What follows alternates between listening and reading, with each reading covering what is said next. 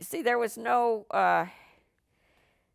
gym when my class was there. And my class was the big baby bump.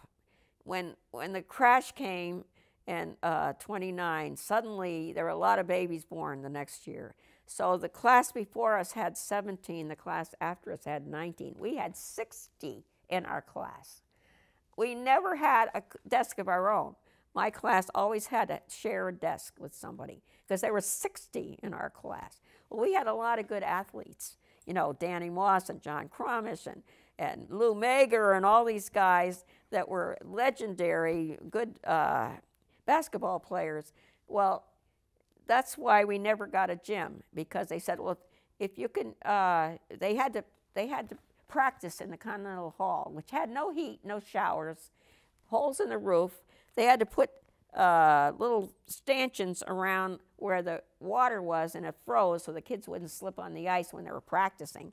That's how bad this was, and our guys still won the state championship that year. So, but that made it so that the old-timers said, what do we need a gym for? They won the state championship.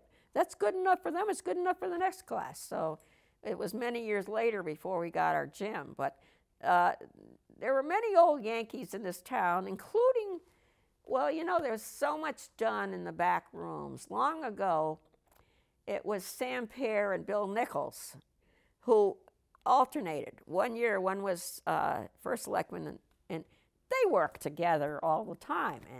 And they're sort of the ones that got in the back rooms and decided that, no, we didn't need another school.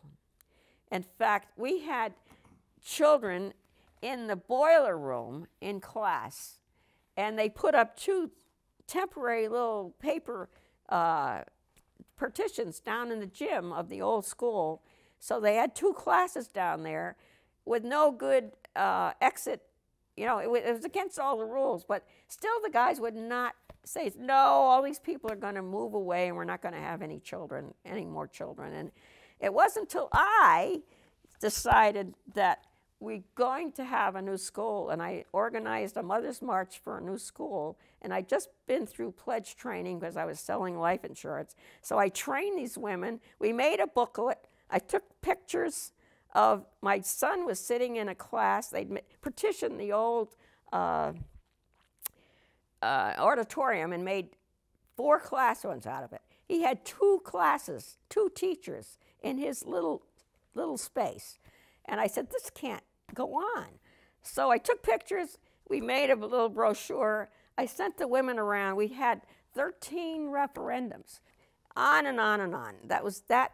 There were all these old people that didn't want to pay any more taxes, and all of us young people with kids that needed a school.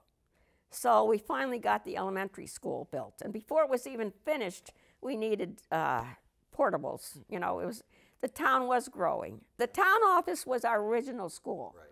And that's where we were so cramped. Right. It was incredible. And finally we got the school built.